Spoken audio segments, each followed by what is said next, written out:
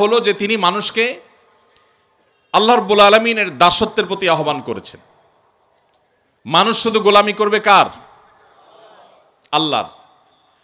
আল্লাহ ছাড়া অন্য কারোর যদি কেউ গোলামি করে, দাসত্ব করে, এটাকে মানবতার জন্য সবচেয়ে বড় অপমান হিসেবে উল্লেখ করা হয়েছে।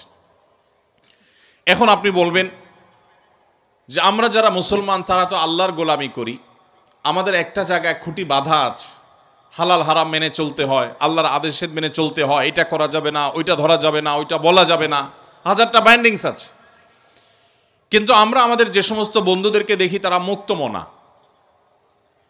পশ্চিমা পৃথিবীর যে সমস্ত মানুষজনকে দেখি তারা কোনো ধর্মীয় বাইন্ডিংসের মধ্যে নাই, তারা তো আমাদের চাইতে আরো বেশি স্বাধীন। আমরা কোনো সৃষ্টির দাসত্ব করি না, শুধু আল্লাহর দাসত্ব করি। তারা তো আল্লাহরও দাসত্ব করে না, সৃষ্টিরও করে না, তাহলে তো আমাদের চাইতে আরো বেশি তারা স্বাধীন হয়ে গেল। আসলে কি তাই? নবী করিম সাল্লাল্লাহু আলাইহি ওয়াসাল্লামের বিভিন্ন হাদিস যদি আপনি পাঠ করেন, আপনি দেখবেন তিনি মানুষকে দুই ভাগে ভাগ করেছেন। এক শ্রেণী মানুষ আল্লাহর দাসত্ব করে, আরেক শ্রেণী মানুষ নিজের প্রবৃত্তির দাসত্ব করে। পৃথিবীতে দাস ছাড়া কেউ নেই, সবাই দাসত্ব করে। কিছু মানুষ নিজের সৃষ্টিকর্তার দাসত্ব করে, আর কিছু মানুষ নিজের অজান্তে নিজের নফস বা প্রবৃত্তির দাসত্ব করে। যিনি বলছেন আমি আল্লাহ তাআলার আনুগত্য কেন, কারোর কথা শুনি না, আমার মনে যা চায় তা করি, তিনি তার মনের গোলামি করেন এবং তার মন তাকে যখন যেদিকে যখন ঘুরায় তখন সে সেদিকে ঘুরে।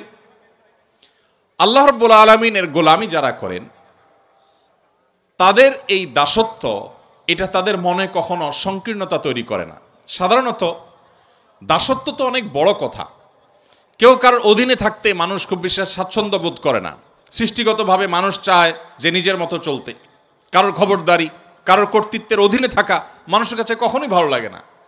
কিন্তু আল্লাহ রাব্বুল আলামিনের দাসত্ব, এটা যদি কেউ প্রকৃত অর্থে অবলম্বন করে থাকে, এটার এক্সারসাইজ যদি কেউ করে, এটার চর্চা যদি কেউ করে, তাহলে এই লোক আল্লাহর দাসত্ব করেও মানসিক যে প্রশান্তি এবং সুখ অনুভব করে, পৃথিবীর তথাকথিত মুক্তমনা, কোনো ধর্মের অনুসরণ ছাড়া, সৃষ্টিকর্তার বিশ্বাস থেকে মুক্ত থেকে পৃথিবীতে মানুষ কখনো এতটা মানসিক সুখ বা শান্তি পেতে পারে না। আপনি নিজে আল্লাহ রাব্বুল আলামিনের দাসত্ব যদি কিছু কাল করে দেখেন, ফার্সি ভাষায় একজন কবি বলেছেন, সালেহাতু সঙ্গে বুদিল খারাস আজমুদে এক জামানা খাকে বাস। বহুকাল তো আপনি পাথর হয়েছিলেন, মনে যা চেয়েছে তা করে বহুকাল বেরিয়েছেন, কিছু কালের জন্য পরীক্ষা করে হলেও একটু মাটি হয়ে দেখুন, আল্লাহ সুবহানাহু ওয়া তাআলার গোলামি এবং দাসত্বকে অবলম্বন করে দেখুন।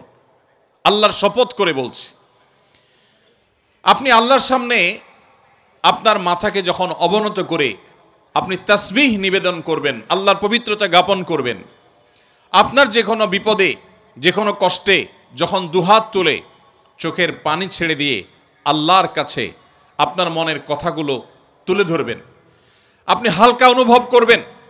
কোনো মানুষের কাছে যদি আপনি যে নিজের চাওয়ার কথা বলেন, কোনো মানুষের কাছে যদি আপনি কোনো কিছু বলেন, হাত পাতেন, তো মানসিকভাবে আপনার কষ্ট হবে, আপনার দুঃখ হবে, অপমান বোধ হবে, লাঞ্ছনা অনুভব হবে যে আমি অমুকের কাছে ছোট হয়েছি। কিন্তু আপনি আপনার সৃষ্টিকর্তাকে যদি কখনো সেজদা নিবেদন করে থাকেন, আপনি যদি কখনো আল্লাহর শানে সেজদা দিয়ে তার পবিত্রতা জ্ঞাপন করেন, পুরো অস্তিত্বকে যদি আপনি বিলীন করে দিয়ে থাকেন, আপনার এই জীবনে সবচেয়ে সুখে কাটা মুহূর্তগুলোর মধ্যে একটি অনুভব করবেন সেই পবিত্র সিজদাকে। ভাইরা আমার, এখানে অলৌকিক, অদৃশ্য এবং অবর্ণনীয় এক সুখ আল্লাহ সুবহানাহু ওয়া তাআলা রেখেছেন শুধু আল্লাহর গোলামি এবং দাসত্বের মধ্যে, যেটা মানুষ খেয়াল খুশি মতো চলে তার জীবনে কখনো অর্জন করতে পারে না।